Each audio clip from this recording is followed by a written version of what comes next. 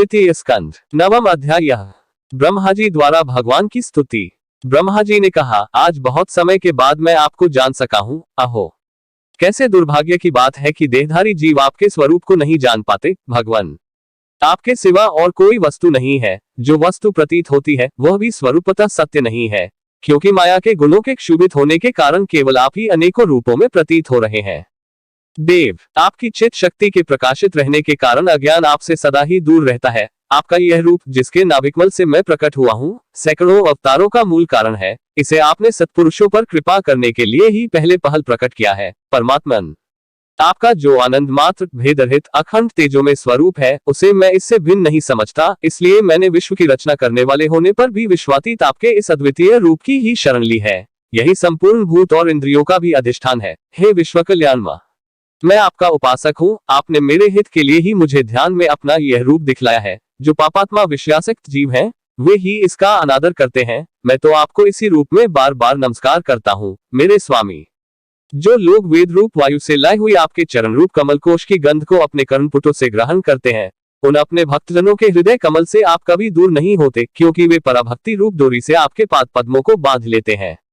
जब तक पुरुष आपके अभयप्रद चरणारविंदों का आश्रय नहीं लेता, तभी तक उसे धन, घर और बंधुजनों के कारण प्राप्त होने वाले भय, शोक, लालसा, दीनता और अत्यंत लोभ आदि सताते हैं, और तभी तक उसे मैं मेरेपन का दुराग्रह रहता है, जो दैख का एकमात्र का कारण है। जो लोग सब प्रकार के अमंगलों को नष्ट करने वाले आपके श्रवण कीर्तन आदि प्रसंगों से इंद्रियों को हटाकर लेशमात्र विशेष सुख के लिए दीन और मन ही मन लालायित होकर निरंतर दुष्कर्मों में लगे रहते हैं, उन बेचारों की बुद्धि दैव ने हर ली है। अच्युत उरुक्रम, इस प्रजा को भूख, प्यास, वात, पित्त, कफ, सर्दी, गर्मी, हवा और वर्षा से, परस्पर एक दूसरे से तथा कामाग्नि और दहशत क्रोध से बार बार कष्ट उठाते देखकर मेरा मन बड़ा खिन्न होता है।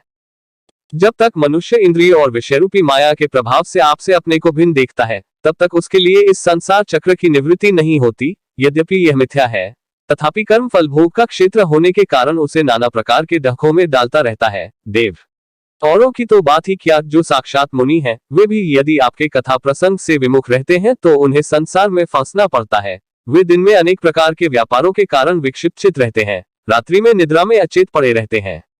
उस समय भी तरह तरह के मनोरथों के कारण क्षण क्षण में उनकी नींद टूटती रहती है, तथा दैवदेश उनकी अर्थ सिद्धि के सा उद्योग भी विफल होते रहते हैं।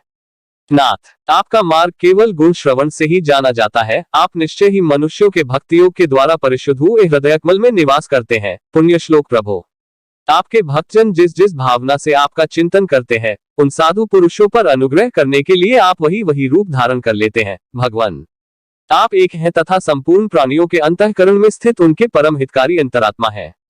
इसलिए यदि देवता लोग भी हृदय में तरह तरह की कामनाएं रखकर भांति भांति की विपुल सामग्रियों से आपका पूजन करते हैं, तो उससे आप उतने प्रसन्न नहीं होते जितने सब प्राणियों पर दया करने से होते हैं।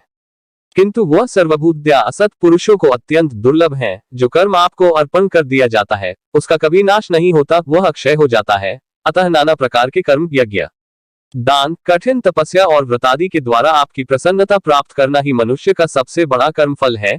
क्योंकि आपकी प्रसन्नता होने पर ऐसा कौन फल है जो सुलभ नहीं हो जाता। आप सर्वदा अपने स्वरूप के प्रकाश से ही प्राणियों से भेद ब्रह्मरूप अंधकार का नाश करते रहते हैं, तथा ज्ञान के अधिष्ठान साक्षात परम पुरुष है। मैं आपको नमस्कार करता हूँ। संसार की उत्पत्ति, स्थिति और संहार के निमित्त से जो माया की लीला होती है, वह आपका ही खेल है। अतः आप परमेश्वर को मैं बार बार नमस्कार करता हूँ। जो लोग प्राण त्याग करते समय आपके अवतार, गुण और कर्मों को सूचित करने वाले देवकीनंदन, जनार्दन, कंसनिकंदन आदि नामों का विवश होकर भी उच्चारण करते हैं, वे अनेकों जन्मों के पापों से तत्काल छूटकर मायादी आवरणों से रहित ब्रह्म पद प्राप्त करते हैं। आप नित्य अजन्मा हैं, मैं आपकी शरण लेता हूँ। भगवान, इस विश्व वृक्ष के रूप में आप ही विराजमान हैं। आप ही अपनी मूल प्रकृति को स्वीकार करके जगत की उत्पत्ति, स्थिति और प्रलय के लिए मेरे, अपने और महादेव जी के रूप में 3 प्रधान शाखाओं में विभक्त हुए हैं, और फिर प्रजापति एवं मनु आदि शाखा प्रशाखाओं के रूप में फैलकर बहुत विस्तृत हो गए हैं। मैं आपको नमस्कार करता हूँ। भगवान, आपने अपनी आराधना को ही लोगों के लिए कल्याणकारी स्वधर्म बताया है, किंतु वे इस ओर से उदासीन रहकर सर्वदा विपरीत निषिद्ध कर्मों में लगे रहते हैं। ऐसी प्रमाद की अवस्था में पड़े हुए इस जीवों की जीवन आशा को जो सदा सावधान रहकर बड़ी शीघ्रता से काटता रहता है, वह बलवान काल भी आपका ही रूप है। मैं उसे नमस्कार करता हूँ। यद्यपि मैं सत्यलोक का अधिष्ठाता हूँ, जो 2 परार्थ पर्यंत रहने वाला और समस्त लोकों का वंदनीय है, तो भी आपके उस काल रूप से डरता रहता हूँ। उससे बचने और आपको प्राप्त करने के लिए ही मैंने बहुत समय तक तपस्या की है। आप ही अध्यग्य रूप से मेरी इस तपस्या के साक्षी हैं। मैं आपको नमस्कार करता। आप पूर्ण काम है, आपको किसी विषय सुख की इच्छा नहीं है, तो भी आपने अपनी बनाई हुई धर्म मर्यादा की रक्षा के लिए पशु पक्षी, मनुष्य और देवता आदि जीव योनियों में अपनी ही इच्छा से शरीर धारण कर अनेकों लीलाएं की हैं। ऐसे आप पुरुषोत्तम भगवान को मेरा नमस्कार है। प्रभु, आप अविद्या, अस्मिता, राग, द्वेष और अभिनिवेश पांचों में से किसी के भी अधीन नहीं है। तथापि इस समय जो सारे संसार को अपने उदर में लीन कर भयंकर तरंगमालाओं से विक्षुब्ध प्रलयकालीन जल में अनंत विग्रह की कोमल शैया पर शयन कर रहे हैं, वह पूर्वकल्प की कर्म परंपरा से श्रमित हुए जीवों को विश्राम देने के लिए ही है। आपके नाभिकमल रूप भवन से मेरा जन्म हुआ है। यह संपूर्ण विश्व आपके उदर में समाया हुआ है। आपकी कृपा से ही मैं त्रिलोकी की रचना रूप उपकारों में प्रवृत्त हुआ हूँ। इस समय योग निद्रा का अंत हो जाने के कारण आपके नेत्रकमल विकसित हो रहे हैं। आपको मेरा नमस्कार है। आप संपूर्ण जगत के एकमात्र सुहृद और आत्मा हैं तथा शरणागतों पर कृपा करने वाले हैं। अतः अपने जिस ज्ञान और ऐश्वर्य से आप विश्व को आनंदित करते हैं, उसी से मेरी बुद्धि को भी युक्त करें, जिससे मैं पूर्वकल्प के समान इस समय भी जगत की रचना कर सकूं। आप भक्तवांछा कल्पतरु हैं। अपनी शक्ति लक्ष्मी जी के सहित अनेकों गुणावतार लेकर आप जो जो अद्भुत कर्म करेंगे, मेरा यह जगत की रचना करने का उद्यम भी उन्हीं में से एक है। अतः इसे रचते समय आप मेरे चित्त को प्रेरित करें, शक्ति प्रदान करें, जिससे मैं सृष्टि रचना विषयक अभिमान रूप मल से दूर रह सकूं। प्रभु, इस प्रलयकालीन जल में शयन करते हुए आप अनंत शक्ति परम पुरुष के नाभिकमल से मेरा प्रादुर्भाव हुआ है और मैं हूं भी आपकी विज्ञान शक्ति। अतः इस जगत के विचित्र रूप का विस्तार करते समय आपकी कृपा से मेरी वेद रूप वाणी का उच्चारण लुप्त न हो। आप अपार करुणामय पुराण पुरुष हैं। आप परम प्रेममयी मुस्कान के सहित अपने नेत्र कमल खोलिए और शेष शैया से उठकर विश्व के उद्भव के लिए अपनी सुंदर वाणी से मेरा विषाद दूर कीजिए।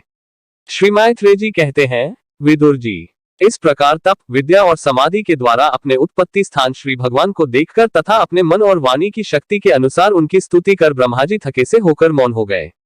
श्री मधुसूदन भगवान ने देखा कि ब्रह्मा जी इस प्रलय जल राशि से बहुत घबराए हुए हैं तथा लोक रचना के विषय में कोई निश्चित विचार न होने के कारण उनका चित्त बहुत हीन है। तब उनके अभिप्राय को जानकर वे अपनी गंभीर वाणी से उनका खेद शांत करते हुए कहने लगे। श्री भगवान ने कहा, वेदगर्भ, तुम विषाद के वशीभूत हो आलस्य न करो, सृष्टि रचना के उद्यम में तत्पर हो जाओ। तुम मुझसे जो कुछ चाहते हो उसे तो मैं पहले ही कर चुका हूँ। तुम एक बार फिर तप करो और भागवत ज्ञान का अनुष्ठान करो। उनके द्वारा तुम सब लोगों को स्पष्टतया अपने अंतःकरण में देखो। फिर भक्ति युक्त और समाहित चित होकर तुम संपूर्ण लोक और अपने में मुझको व्याप्त देखोगे तथा मुझ में संपूर्ण लोक और अपने आप को देखोगे।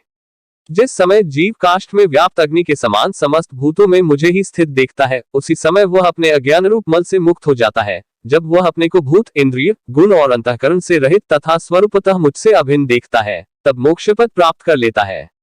ब्रह्मा जी, नाना प्रकार के कर्म संस्कारों के अनुसार अनेक प्रकार की जीव सृष्टि को रचने की इच्छा होने पर भी तुम्हारा चित्त मोहित नहीं होता। यह मेरी अतिशय कृपा का ही फल है। तुम सबसे पहले मंत्र दृष्टा हो। प्रजा उत्पन्न करते समय भी तुम्हारा मन मुझ में ही लगा रहता है। इसी से पापमय रजोगुण तुमको बांध नहीं पाता। तुम मुझे भूत, इंद्रिय, गुण और अंतःकरण से रहित समझते हो। इससे जान पड़ता है कि यद्यपि देहधारी जीवों को मेरा ज्ञान होना बहुत कठिन है, तथापि तुमने मुझे जान लिया। मेरा आश्रय कोई है या नहीं, इस संदेह से तुम कमलनाल के द्वारा जल में उसका मूल खोज रहे थे, सो मैंने तुम्हें अपना यह स्वरूप अंतःकरण में ही दिखलाया है। प्यारे ब्रह्मा जी, तुमने जो मेरी कथाओं के वैभव से युक्त मेरी स्तुति की है और तपस्या में जो तुम्हारी निष्ठा है, वह भी मेरी ही कृपा का फल है। लोक रचना की इच्छा से तुमने सगुण प्रतीत होने पर भी जो निर्गुण रूप से मेरा वर्णन करते हुए स्तुति की है, उससे मैं बहुत प्रसन्न हूँ। तुम्हारा कल्याण हो। मैं समस्त कामनाओं और मनोरथों को पूर्ण करने में समर्थ हूँ। जो पुरुष नित्य प्रति इस स्त्रोत द्वारा स्तुति करके मेरा भजन करेगा, उस पर मैं शीघ्र ही प्रसन्न हो जाऊंगा। तत्ववेताओं का मत है कि पूर्त, तप, यज्ञ, दान, योग और समाधि आदि साधनों से प्राप्त होने वाला जो परम कल्याणमय फल है, वह मेरी प्रसन्नता ही है। विधाता, मैं आत्माओं का भी आत्मा और स्त्री पुत्रादि प्रियों का भी प्रिय हूँ। देहादि भी मेरे ही लिए प्रिय हैं, अतः मुझसे ही प्रेम करना चाहिए। ब्रह्मा जी, त्रिलोकी को तथा जो प्रजा इस समय मुझ में लीन है, उसे तुम पूर्वकल्प के समान मुझसे उत्पन्न हुए अपने सर्वदेव में स्वरूप से स्वयं ही रचो।